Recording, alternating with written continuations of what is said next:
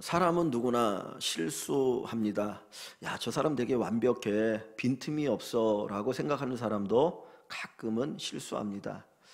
자만해서 실수하기도 하고요. 너무 익숙해서 실수하기도 하고, 때로는 사소한 것이기 때문에 실수하기도 합니다. 그래서 원숭이도 나무에서 떨어질 때가 있다. 우리가 혹 누군가가 실수하고 정말 약한 부분이 보여도 그럴 수 있겠구나, 그럴 수 있겠구나, 그런 생각을 가지며 살아갈 수 있으면 좋겠습니다. 그래서 어떻게 보면 실수하는 모습이 인간적일 수도 있다라는 거죠. 너무 완벽하면 인간미가 없지 않습니까? 그래서 때로는 조금 실수하는 모습이 있어도 그것들을 덮어주고 감싸주며 살아가면 참 좋은 세상이 될 수 있겠다라는 생각을 갖게 됩니다. 그런데 사람이 실수를 하는데 예수님도 실수하실 때가 있을까? 예수님도 실수하실 때가 있을까? 오늘 본문은 예수님께서 맹인의 눈을 뜨게 하시는 사건인데 단번에 그 눈을 뜨게 한 것이 아니고 이게 두 번에 걸쳐서 눈을 뜨게 하는 사건이 기록되어 있거든요. 이게 보면 이거 예수님의 실수가 아닌가라는 생각을 충분히 할 수가 있는 내용입니다. 오늘 본문은 벳세다라고 하는 동네에서 일어나는 사건이에요. 이 벳세다는 예수님께서 많은 기적을 일으키신 동네 가운데 하나입니다. 마태복음 11장에 보면 예수님께서 특별히 많은 기적을 일으킨 동네가 세 군데가 있는데 하나는 가버나움입니다. 그 당시에 갈릴리에서 가장 번화했던 동네가 가버나움인데 그 가버나움에서 많은 기적을 일으켰고요. 또 하나는 고라신이라고 하는 동네입니다. 성경엔 잘 나오지 않지만은 이 고라신이라고 하는 동네에서도 예수님 많은 기적을 일으켰어요. 그리고 세 번째가 벳세다입니다. 벳세다에서 일어난 기적 가운데 유명한 기적이 뭐냐면 오병이어의 기적이에요. 보리떡 5개 물고기 2마리로 남자만 5,000명, 여자 어린아이 합치면 2만 명이 먹고 남는 그 엄청난 기적을 일으킨 곳이 벳세다입니다. 그러니까 벳세다에 있는 사람들은 예수님을 잘 알았을 것 같아요. 야, 예수님이 진짜 대단한 분이야. 그분 엄청난 기적을 일으켰어. 그 전에 그 예수님이 오병이의 기적을 일으켜서 우리가 먹지 않았느냐. 그러니까 아마 사람들이 예수님이 자기 동네에 오시는 것을 기대하고 있었을지도 모르겠어요. 그런데 어느 날 예수님께서 그 동네에 오셨습니다. 그 이야기가 쫙 퍼져나가니까 그때 사람들이 이 맹인 한 사람을 예수님께 데리고 나옵니다. 왜 데리고 나오겠어요? 예수님이 고쳐주시길 원하는 거죠. 그래서 예수님에게 예수님 이 사람이 맹인인데 앞을 보지 못하는데 좀 안수해서 눈을 뜨게 해주십시오라고 요청을 합니다. 그러자 예수님께서 조용히 그 사람을 데리시고 마을 밖으로 나가십니다. 왜 예수님께서 마을 밖으로 나가실까? 이유가 여러 가지 있을 것 같아요. 첫째는 그 고치는 그 사건 자체가 사람들에게 구경거리가 되는 걸 원하지 않았던 것 같아요. 야, 대단하다. 정말 예수님 확실히 대단해. 능력 있어. 그 병 고치는 그 맹인의 눈을 뜨게 하는 거 보면 사람들이 막 열광할 거 아닙니까? 주님 그거 원하지 않았던 것 같아요. 그래서 조용히 데리고 나가셨고요. 두 번째는 이 맹인으로 하여금 예수님에게 집중하도록 하는 데 있었던 것 같습니다. 하나님의 은혜는 하나님께 집중해야 됩니다. 그래서 때때로 우리가 어떤 이 번화한 이 시간들을 뒤로하고 조용한 곳에 가서 하나님을 이렇게 집중하는 이유가 있지 않습니까? 그래서 그 성경을 묵상하는 거를 영어로 큐티라고 하는데 quiet time, 조용한 시간이 조용한 시간. 그러니까 예수님께서 일부러 이 맹인을 조용한 곳에 데려가셔서 주님에게 집중하도록 하는데 목적이 있었던 것 같다. 세 번째는 예수님과의 친교를 위해서 그랬던 것 같습니다. 단순히 병이 낫는 것만이 목적이 아니라 정말 주님과의 그 짧은 시간이지만 만남의 시간, 친교하는 시간을 갖도록 하는데 목적이 있었던 것 같습니다. 그래서 예수님께서 수많은 사람들이 있는 그곳이 아닌 그 사람들이 없는 한적한 곳에 이 사람을 데리고 가셨습니다. 그리고는 예수님께서 그 사람의 눈에 침을 뱉으십니다. 성경에 보면 주님께서 기적을 일으키실 때 가끔 이런 방법 저런 방법을 쓰실 때가 있는데 보통은 말씀만 하셔도 되잖아요. 야, 눈 떠라 그러면 맹인이 눈을 뜰 텐데 예수님은 여기서는 그렇게 하지 않으셨어요. 근데 요한복음 9장에도 보면 맹인의 눈을 뜨게 하실 때 예수님이 진흙에다가 침을 뱉어가지고 그 침으로 진흙을 이겨서 맹인의 눈에 바릅니다. 그리고 어디 가서 씻으라고 해요? 실로암못에 가서 씻으라고 하죠. 가서 씻었더니 눈이 떠서 보게 되어지거든요. 근데 사실은 말씀만 하셔도 되는데 굳이 이런 방법을 쓰시는 이유는 아마 이 맹인에게 뭔가 내가 너를 위해서 하고 있다라고 하는 것을 보여주는 게 아닐까. 정말 굳건한 믿음이면 그냥 딱 말씀만 하셔도 되는데 어떤 그 사람에 대한 그 사람의 수준에서 주님께서 고치시는 방법 방법일 수도 있지 않겠느냐, 뭐 그런 생각을 할 수 있을 것 같았는데 정확한 모르죠. 주님이 그 방법을 했습니다. 근데 그렇게 주님께서 침을 뱉으시고 그 눈에다가 안수하셨는데 이 사람 눈이 떴어요. 못 보던 사람이 눈을 떴는데 눈을 딱 뜨고 나서 주님 물었습니다. 야, 뭐가 보이느냐? 근데 이 사람이 대답 뭡니까? 아, 사람이 보입니다. 요까지는 좋았어요. 근데 그 다음에 말이 뭐냐면 나무 같은 것들이 걸어가나이다. 사람이 사람으로 보이는 게 아니라 뭘로 보여요? 나무로 보이는 거예요. 이건 어떻게 보면 실수 아닙니까? 우리가 유명한 의사를 찾아갑니다. 정말 대단한 의사, 아주 능력이 뛰어난 의사를 찾아가서 딱 수술을 했어요. 눈을 수술했는데 딱 분대를 풀고 딱 봤더니 이게 희미하게 보이는 거예요. 명확하게 사람이 사람으로 보여야 되는데 사람이 아닌 나무처럼 보이면 이 의사가 잘못 치료한 거잖아요. 근데 예수님께서 안수를 하셨는데 이 사람이 눈을 뜨긴 떴는데 보이긴 보이는데 사람이 사람으로 보이는 게 아니라 나무처럼 보이는 거죠. 왜 예수님께서 이렇게 하셨을까? 우리가 기도할 때에 우리의 기도가 100%다 그대로 완벽하게 이루어지면 얼마나 좋습니까? 그죠? 단번에 뭔가 탁 뚫리면 좋은데 하나님이 인도하신 방법은 때로 그렇지 않더라고요. 하나님 우리에게 보여주시는 게 요만큼 보여줄 때가 있고 요만큼 보여줄 때가 있고 요만큼 보여주실 때가 있어요. 우리는 한번 다 보기를 원해요. 그러면 처음부터 끝까지 다 하니까 속 편하게 아 이런 거야 그러고 다 갈 수 있는데 하나님이 그러지 않을 때가 많더라고요. 내가 기도하지만 하나님이 요만큼 보여주면 아 요거 보는 대로 살아가는 거죠. 근데 지금 이 맹인은 눈을 뜨긴 떴는데 온전히 눈을 뜬 게 아니었어요. 온전하게 보는 게 아니고 사람이 나무같이 보이는 겁니다. 여러분 예수님이 이거 실수한 거 아닐까요? 실수한 거 아닐까요? 그래서 예수님께서 어떻게 합니까? 그 말을 들으시고 다시 손을 그 맹인의 눈에다 대고 다시 안수하셨어요. 기도하셨어요. 그러고 나서 뭐가 보이느냐 했더니 이 사람이 밝히 보았다. 모든 것을 정확하게 보았다라고 성경 기록하고 있습니다. 그러면 예수님께서 이 병을 고치실 때 기적을 행하실 때 야 이거 한번 실수한 거 아닐까? 아 예수님 이렇게 실수하시네? 우리도 실수해도 돼. 그렇게 생각할 수 있지 않을까요? 근데 이 사건이 이 공간복음 있잖아요. 마태, 마가, 누가 세 개가 공간복음인데 공간복음 가운데 오직 마가복음만 기록돼 있어요. 마태, 마가는 이 사건을 기록하지 않았더라고요. 아 예수님이 실수한 것처럼 보여서 기록하지 않았을까? 뭐 그런 생각 혹시 했을 수도 있지 않을까 의심 한번 해볼 수 있지 않겠습니까? 근데 만약에 예수님이 실수한 거라면 여러분 같으면 기록하겠습니까? 여러분이 마가라면 예수님이 실수한 사건이라면 예수님에 대해서 정말 사람들로 하여금 예수를 믿으라고 이 복음서를 기록하는데 이 예수님의 실수한 사건에는 여러분 기록하겠습니까? 기록하지 않겠습니까? 기록하지 말아야죠. 이런 거 딱 뒤로 감춰놓고 다른 것만 기록해야죠. 근데 마가가 이 사건을 기록한 거는 예수님이 실수해서 기록한 것이 아니고 예수님 뭔가 의도적인 목적이 있었구나 하는 생각을 가질 수 있는 것이죠. 그러니까 예수님이 능력이 없어서 실수하신 것이 아니고 부주의해서 실수하신 것도 아니고 예수님 반드시 어떤 목적을 가지고 주님께서 맹인의 눈을 뜨게 할 때 2번에 걸쳐서 이 눈을 뜨게 하셨구나라는 생각을 우리가 해야 됩니다. 우리가 성경을 읽을 때 특히 성경을 이렇게 이해하고 해석할 때에 그냥 하나만 딱 띄워놓고 봐서는 그 의미를 잘 몰라요. 성경을 읽을 때에도 앞뒤를 보고 읽어야 요 사건이 요 내용이 무슨 의미인지를 알 수 있어요. 근데 앞뒤를 딱 띄워놓고 보면 이게 무슨 의미인지 잘 모르거든요. 그러니까 이 마가가 요 사건을 특별히 기록할 때에 이 목적이 있는데 요것을 알기 위해서는 앞뒤의 내용을 봐야 되는데 특별히 오늘은 뒷부분에 있는 말씀을 보기를 원합니다. 뒷부분에 있는 말씀을 보면 예수님께서 이제 빌립보 가이사랴에 가서 제자들에게 물었어요. 야, 사람들이 도대체 나를 누구라고 하느냐? 지금 예수님이 3년 동안 공생의 사역을 마치시고 이제 자기의 공생의 사역 기간이 얼마 남지 않을 때이거든요. 그때 제자들이 묻습니다. 사람들이 나를 누구라고 하더냐? 그랬더니 이 제자들이 뭐라고 말합니까?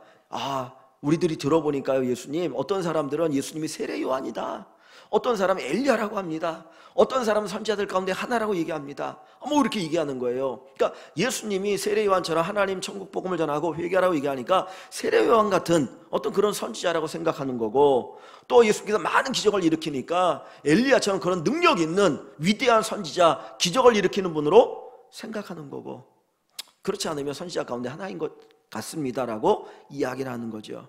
그때 예수님께서 그러면 너희는 나를 누구라고 하느냐 물었어요. 3년을 예수님과 함께 살았던 제자들, 3년 동안 동고동락했던 그 제자들, 천국 복음을 들었던 그 제자들에게 너희는 나를 누구라고 생각하느냐 물었습니다. 그랬더니 베드로가 제자들을 대신해서 이렇게 얘기합니다. 주는 그리스도이십니다.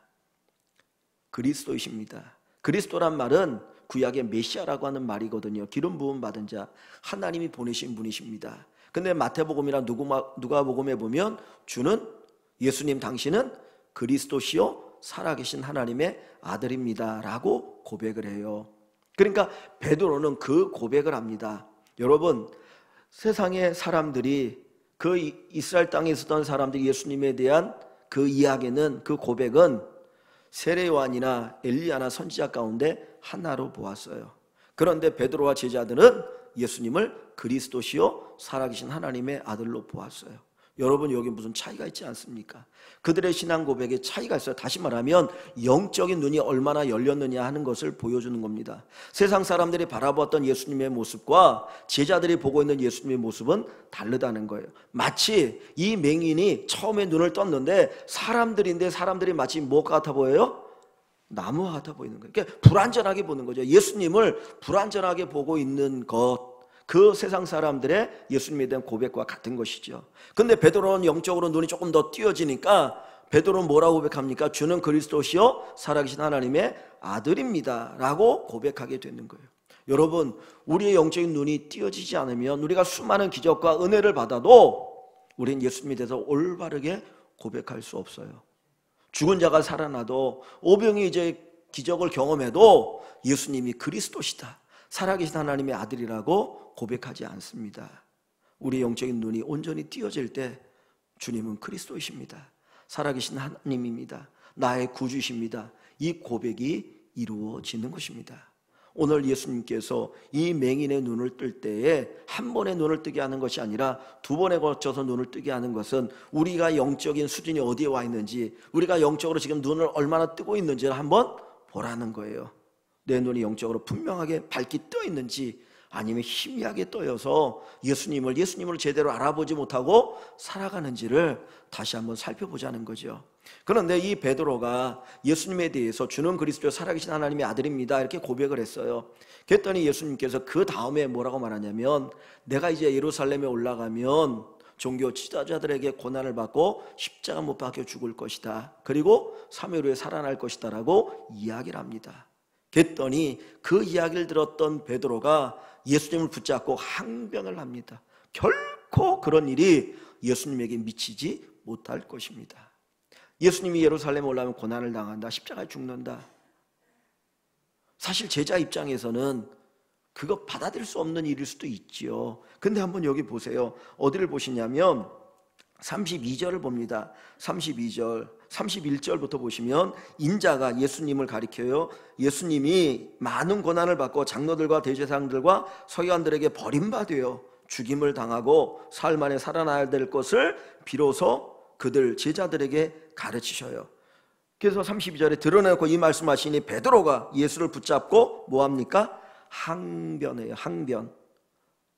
마가는 항변이란 말을 썼는데, 항변이란 말은 뭡니까? 대항해서 막 얘기하는 거잖아요. 예수님이 하신 말에도 내가 받아들일 수 없습니다, 그건 말도 안 되는 소리예요. 그리고 예수님에 대해서 대항해서 이야기하는 거거든요. 그러면 베드로가 왜 예수님에게 이 항변을 할까요? 예수님이 십자가 달려 죽으시면 너무나 아프니까, 너무나 고통스러우니까, 너무나 슬퍼서 그 이야기를 하는 걸까요? 아니죠. 지금 그 뒷부분에 보면 예수님께서 베드로 오히려 꾸짖으시잖아요. 그러면서 뭐라고 말합니까? 사단아 내 뒤로 물러가라, 내가 하나님의 일을 생각하지 아니하고 도리어 사람의 일을 생각하는도다 라고 이야기하는 거 보면, 이 베드로는 어떤 제자의 관점에서 이야기를 하는 것도 아니고, 하나님의 관점에서 이야기를 하는 것도 아니고, 오직 자기 자신의 관점에서 이야기를 하는 거예요. 사실 베드로나 12제자들이 예수님을 쫓을 때에 그들의 관심이 뭐냐면 이 세상이었어요. 예수님을 쫓아다니면 우리가 이 세상 얼마나 잘 먹고 잘 살 수 있을까? 그래서 예수님이 예루살렘에 올라갈 때 제자들 사이에 다툼이 벌어졌죠. 그 사도 요한의 어머니가 오셔가지고 예수님에게 이렇게 얘기하잖아요. 예수님 예루살렘에서 왕이 되면 내 두 아들을 오른편 왼편에 좀 앉게 해주십시오. 그들은 예수님이 예루살렘에 올라가면 왕이 될 것이고 우리가 한 자리 해먹을 것이라고 기대를 하고 있었습니다. 그래서 예수님이 예루살렘에 올라갈 때 수많은 사람들이 종려나무 가지를 흔들면서 호산나 호산나 하고 외쳤던 거예요. 그러니까 그들은 예수님 왕이 되는 것이 목적이었어요. 그걸 기대했어요. 그런데 예수님은 그게 아니고 내가 고난당할 것이고 죽을 것이다라고 얘기하니까 베드로는 받아들일 수가 없는 것이죠. 왜요? 자기 자신을 위해서. 세상의 영광, 그것이 그의 목적이었던 거예요. 그러니까 베드로의 영적인 눈이 열린 것 같지만 그는 온전히 영적인 눈이 열린 사람이 아니었어요. 예수님을 그리스도로 고백은 하지만 예수님께서 십자가의 길을 걸어가야 되는 것, 십자가의 죽음을 맞이해야 된다라고 하는 그 사실은 알지 못했고 그것은 보지 못했던 것입니다. 근데 한번 여러분 가만히 생각해 보십시오. 예수님 왜 예루살렘에 올라가서 고난을 받고 십자가에 죽으십니까? 누구를 위해서요? 예수님 자신을 위해서, 제자들을 위해서. 누구를 위해서죠?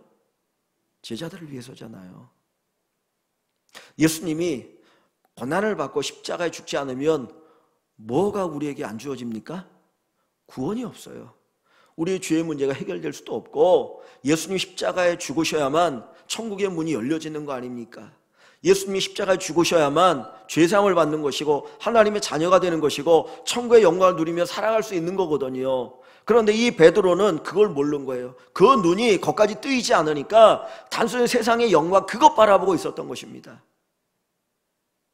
우리가 눈이 뜨이지 않으면 십자가의 의미를 깊이 알 수가 없어요. 우리의 눈이 온전히 열리지 않으면 예수님을 따라갈 때 나를 부인하고 내 십자가를 지고 주님을 따라갈 수가 없는 겁니다. 그래서 주님께서 우리의 눈이 온전히 열리기를 원하십니다. 십자가의 의미를 아는 사람이 되기를 원하고요. 고난의 길을 걸어가는 것이 어떤 의미가 있는지를 우리로 하여금 알기를 원하고 계시는 것입니다. 그래서 여기 34절에 보면 이 베드로를 책망하신 주님께서 무리와 제자들을 불러 그랬습니다. 그 주변에 있던 사람들 그리고 제자들 불러서 하시는 말씀이 누구든지 나를 따라오려거든 자기를 부인하고 자기 십자가를 지고 나를 따를 것이라. 누구든지 자기 목숨을 구원하고자 하면 잃을 것이요 누구든지 나와 복음을 위하여 자기 목숨을 잃으면 구원하리라. 예수님을 따르기 위해서는 자기를 부인해야 되고 자기 십자가를 져야 되고 한 걸음 더 나아가서 누구든지 나와 복음을 위하여 자기 목숨을 잃으면 구원하리라. 세상 사람들이 어떻게 생각합니까? 예수 믿는 사람들 가운데서 무슨 소리 하는 거야? 내가 살아야지. 내가 살아 예수도 있고 내가 살아야 복음도 있고 내가 살아야 천국도 있는 거지 내가 죽으면 무슨 복음이 있고 천국이 있고 구원이 있어 이렇게 생각할 수 있잖아요. 근데 주님은 이야기합니다. 나 복음을 위하여 자기 목숨을 잃으면 구원하리라. 즉 십자가를 아는 사람이 예수님과 복음을 위해서 기꺼이 자기 목숨을 내어놓을 수 있어요. 우리가 십자가를 봐야 됩니다. 고난의 길을 볼 수 있어야 합니다. 주님께서는 바로 그것을 우리에게 말씀하고 있는 것이죠. 그리스도로 인한 고난, 그리스도를 위한 고난은 진짜 우리에게 영광이에요. 사실은 그게 우리에게 영광이길 아닙니까? 눈이 열려야 그것을 보는 은혜가 있을 것입니다. 8가지 팔복을 주님이 얘기하시는데 그 팔복의 네 번째 복이 뭡니까? 의에 줄이고 목마른 자가 복이 있다 그랬어요. 의에 줄이고 목마른 자. 의를 향한 갈망. 이 세상에 하나님의 의가 드러나길 원하는 것. 예수님이 의 아니십니까? 예수님을 통해서 우리가 의를 얻었고 이 땅에 의로운 세상이 되길 원하는 것이 우리의 갈망 아닙니까? 그런 자가 복이 있어요. 그런 자가 배부를 것이다 그랬어요. 그런데 마지막 여덟 번째 복이 뭡니까? 최고의 복인데 의를 위하여 박해를 받는 자가 복이 있나니 천국이 그들의 것임이라. 날 때문에 거짓으로 인하여 거짓으로 너희를 박해하고 욕하고 거짓으로 핍박할 때 오히려 복이 있다 그랬어요. 의 때문에 박해를 받는 자, 다시 말해 십자가의 길을 걸어가는 자가 복이 있더라. 여러분, 세상의 수많은 사람들은 예수 믿는 우리들도 때로는 예수 믿는 것 때문에 영광을 누리고 싶어 합니다. 우리는 어떤 간증에 은혜를 받습니까? 지질이 못난 사람이었는데 예수를 믿고 나서 변화되어서 내가 이렇게 큰 위대한 사람이 되었다. 세상 사람이 다 부러워한 사람이 되었다. 내 머리도 나쁘고 공부도 못했는데 예수 믿고 났더니 하나님이 지혜를 주셔가지고 내가 이렇게 공부 잘했다. 그런 이야기 들으면 막 은혜 받잖아요. 와, 그래, 맞아, 예수를 믿었고 저렇게 돼야 돼. 근데 내가 예수를 믿고 나서 하나님의 사랑을 너무 깊이 깨닫고 나서 내가 이 고난의 길을 갑니다. 그래서 내가 이렇게 쪽박 찼습니다. 그러면 사람들은 은혜를 안 받아요. 나도 그 길을 걸어갈까 봐 두려워합니다. 그죠? 근데 진짜 하나님의 은혜가 뭡니까? 이것도 하나님의 은혜고 이것도 하나님의 은혜예요. 근데 기꺼이 쪽박 차고 그 길을 갈 수 있는 것은 영광을 아는 사람이에요. 눈이 온전히 띄었기 때문에 그게 기쁜 거예요. 바울이 얘기하지 않습니까? 내가 교회를 위해서 그리스도의 남은 고난을 내 육체에 채워놓으라. 하나님의 은혜를 너무 깊이 체험했더니 하나님의 사랑을 아니까 기꺼이 그리스도를 위해서 고난, 그리스도의 남은 고난을 내 육체에 채운다라고 이야기합니다. 그가 전도여행을 다 마치고 3차 전쟁을 마치고 예루살렘을 향하여 가잖아요. 그때 사람들이 뭐라고 말합니까? 당신 예루살렘에 올라가면 큰 고난 받는다고 합니다. 성령이 우리에게 가르쳐 줬습니다. 가시면 안 됩니다. 다 말리거든요. 그때 바울은 이야기합니다. 울어 내 마음을 아프게 하지 말라. 내가 그리스도를 위하여 고난받을 것도 각오했다. 성령의 매임을 받아 내가 이 길을 걸어간다고 이야기합니다. 그런 바울이 못난 사람입니까? 그런 바울이 불쌍한 사람입니까? 아니죠. 정말 바울의 일생 가운데 가장 멋있는 장면이 바로 그 장면인 것 같아요. 근데 바울이 그렇게 그 길을 갈 수 있었던 것은 바울의 영적인 눈이 열렸기 때문이죠. 온전히 보니까, 다른 사람 못 보는 걸 보니까 그 길을 가는 거예요. 예수님께서 그 산상수에서 얘기하실 때 돼지에게 진주를 던지지 말라 그랬어요. 돼지가 제일 좋아하는 게 뭡니까? 먹는 거죠. 먹는 거 주면 돼지는 좋아해요. 근데 그 먹는 것보다 더 값진 게 진주 아닙니까? 근데 돼지에게 진주를 던지면 돼지는 자기를 해하는 줄 알고 오히려 해하려고 한다는 거예요. 아무리 값진 것이지만 눈이 열리지 않으면 그게 값진지 몰라요. 하나님께서 우리에게 정말 귀하고 소중한 걸 보여주시는데 내 영적인 눈이 밝게 뜨이지 않으면 그것이 불편한 거예요. 겉으로 볼 때는 고난이지만 사실은 그것이 영광이고 축복 아닙니까? 이번에 코로나19로 인해서 많은 어려움을 당하지만 우리 믿음의 사람들은 여기에 하나님의 복이 있음을 믿기를 원합니다. 아마 이 과정들이 겪고 나면 진짜 누가 참 믿음의 사람인지 아닌지 그런 부분들도 발견되어질 수 있고, 또 우리가 더욱더 하나님에 대한 갈망을 가지고 하나님 앞에 나올 수 있을 줄 압니다. 정말 어떻게 보면 두렵고 떨리는 마음이 있더라고요. 가끔 저도 그런 이야기를 많이 했어요. 우리가 학교에서 뭐 이제 하면서 신사참배, 일제가 신사참배를 강요하지 않았습니까? 그래서 교회로 하여금 신사참배를 합당하다, 이건 국가 의례니까 교인들도 할 수 있다라고 하는 법을 통과시키도록 했거든요. 그때 이 총회가 열려지고 있을 때, 교회 총회가 열려지고 있을 때 일본 순사들이 쫙 둘러서 가지고 강제조를 하게 했거든요. 그때 많은 사람들이 얼마나 두려운 마음이 있었을까. 몇 주 전에 공무원들이 두 사람이 저 뒤에 와서 앉아가지고 있는데 막 마음이 막 여러 가지 마음이 있더라고요. 비참하기도 하고 한쪽으로 막 또 두려운 마음도 있고. 우리가 보면 정말 온전히 보여야 이 길을 갈 수 있습니다. 그래서 주님께서 이 말씀 속에서 우리의 눈이 그렇게 띄어지기를 원하는 것이죠. 우리가 온전히 우리의 눈이 열려지기 위해서는 하나님에 대한 신뢰가 필요합니다. 100% 하나님을 신뢰하면 그 길을 갈 수 있어요. 나를 비난할 수 있고 십자가를 지고 주님을 따라갈 수 있습니다. 왜냐하면 예수님도 하나님에 대한 신뢰를 가지고 그 길을 걸어가신 거잖아요. 내 뜻대로 마옵시고 아버지의 원대로 하옵소서. 아버지의 뜻대로 하시옵소서. 우리가 주님에 대한 온전한 신뢰를 가지고 이 길을 걸어가시고, 때로는 고난이 온다 할지라도 그것 때문에 낙심하는 것이 아니라 하나님은 여기에 더 좋은 것들을 우리에게 주셨다라고 하는 믿음을 가지고 살아갈 수 있으면 좋겠습니다. 사람의 박수소리가 아닌 하나님의 박수를 기대하시고, 사람의 칭찬이 아닌 하나님의 칭찬을 기대하며 가기를 원합니다. 저 영광의 하나님의 나라에서 수많은 믿음의 성도들이 우리를 바라보면서 끊임없이 지금도 응원할 것입니다. 성령 하나님을 통해서 우리를 응원하십니다. 우리의 눈이 열리면 내가 하는 이 길이 정말 복된 길이고 의의 길이고 정말 하나님의 영광이 충만한 길이고 가장 아름다운 길을 걸어간다라고 하는 것을 알게 되어지는 귀한 은혜가 있을 줄 믿습니다. 여기 마지막 25절 말씀 한번 봅니다. 25절에 보면 이 맹인이 눈을 뜰 때 밝게 볼 때 이렇게 얘기하고 있어요. 25절에 이에 그 눈에 다시 안수하시며, 예수님께서 그 눈을 다시 안수하시니까 그가 주목하여 보더니 눈이 나아서 모든 것을 밝히 보는지라 그랬어요. 주님께서 안수하시니까 그가 주목하여 보았다 그랬더니 모든 것을 밝히 보았다 그랬죠. 여러분, 주목이라는 말이 뭔가요? 주목하다. 학교에서 아이들한테 주목하지 않아요? 주목이 뭡니까? 똑바로 주위에서 보는 거예요. 집중해서. 그걸 주목이라고 얘기합니다.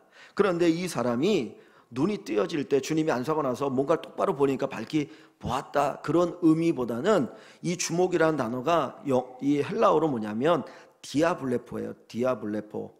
이 디아블레포라는 단어는 두 단어가 이렇게 합쳐진 건데, 디아라고 하는 말은 통하여란 말이에요. 뭔가를 통하여, 이렇게 영어로 through 그런데 통하여, 뭘 통해서 블레포 보는 거예요. 그러니까 그냥 보면 안 보여요. 근데 뭘 통해서 보니까 밝게 보는 거예요. 마치 제가 눈이 나빠요. 눈이 나빠가지고 여러분들의 얼굴이 흐릿하게 보이는 거예요. 분명히 우리 권사님인데 권사님 얼굴이 명확하게 안 보여. 그런데 안경을 딱 쓰니까 얼굴이 명확하게 보면서 그 예쁜 얼굴이 확 보이는 거예요. 이게 디아블레포예요. 그냥 볼 때는 안 보여요. 근데 뭔가를 통해서 보니까 밝게 보여요. 하나님의 은혜를 통해서, 하나님의 은혜 렌즈를 통해서 보니까 밝게 보이는 거예요. 하나님의 사랑의 렌즈를 통해서 보니까 밝게 보이는 거예요. 내가 이 세상을 볼 때에, 이 수많은 일들을 바라볼 때 하나님의 은혜 렌즈를 통하지 않으면, 사랑의 렌즈를 통하지 않으면 희미하게 보여요. 하나님의 뜻이 거기에 안 보여요. 하나님의 목적이 안 보여요. 그러니까 원망 불평하고 짜증내고 화를 내는 거예요. 그런데 하나님의 은혜 렌즈를 통해서 보니까 이게 나를 향한 하나님의 축복이었구나. 하나님의 사랑의 렌즈를 통해서 보니까 이게 나를 향한 하나님의 축복이었구나. 이 부분을 알게 되어지는 것이죠. 이 맹인의 눈이 밝게 열려지는 것처럼 우리가 하나님이 주시는 이 렌즈를 통해서 밝게 열려지는 귀한 은혜가 있기를 원합니다. 저는 카메라를 잘 모르는데 카메라 그냥 본체가 그게 되게 비싼 줄 알았어요. 그게 최고로 비싼 줄 알았는데 이 카메라, 이 사진을 잘 찍는 사람들 보니까 렌즈가 좋은 거 엄청나게 비싸다고 그러더라고요. 카메라 본체보다 더 비싼 게 렌즈인가 보더라고요. 뭐 몇 천만 원짜리 렌즈도 있다고 그래요. 그러니까 그 렌즈를 통해서 카메라에 상이 맺혀지고 찍히면 멀리 있는 것도 선명하게 보이고 가까이 있는 것도 아주 아름답게 보이고, 렌즈가 중요하더라고요. 우리가 볼 때에 우리의 영적인 렌즈, 하나님께서 우리에게 주시는 그 은혜, 하나님의 은혜 렌즈를 통해서, 하나님의 사랑의 렌즈를 통해서, 이 말씀의 렌즈를 통해서 우리가 볼 수 있기를 소원합니다. 눈이 어두우면 온몸이 어두울 것이요, 눈이 밝으면 온몸이 밝을 것이다. 예수님 말씀하시죠. 재물에 의해서 우리의 영적인 눈이 어두워지면 모든 것이 다 어두워지는, 인생이. 예수님이 재물에 대한 이야기를 하다가 눈에 대한 이야기를 하시거든요. 마태복음 6장에 보면 우리의 눈이 밝아야 우리 온몸이 밝아요. 우리의 눈이 제대로 돼야 인생이 제대로 된 인생을 살 수 있거든요. 눈이 밝아야 합니다. 영적인 눈이 떠야 합니다. 세상 사람들은 오직 육적인 눈만 가지고 살아요. 그러나 우리 그리스도인들은 영적인 눈을 가지고 사는 사람들이에요. 그런데 어떤 사람은 여기 나와 있는 맹인처럼 한 번 주님이 안수했더니 보이는 보이는데 어렴풋이 보여서 사람이 나무 막대기처럼 그렇게 보이는 그런 영적인 눈을 가지고 있는 사람이 있는가 하면, 하나님의 은혜를 통해서, 성령의 감동을 통해서 눈이 확 뜨여서 제대로 보는 사람이 있습니다. 우리 사랑하는 일광 식구, 우리 모든 성도 여러분들이 하나님의 은혜로 영적인 눈이 활짝 열려서 똑바로 볼 수 있는, 밝히 볼 수 있는, 다른 사람들이 보지 못하는 어마어마한 하나님의 신비를 볼 수 있는 귀한 은혜가 있기를 주님의 이름으로 간절히 축원합니다. 우리 시간 기도합니다.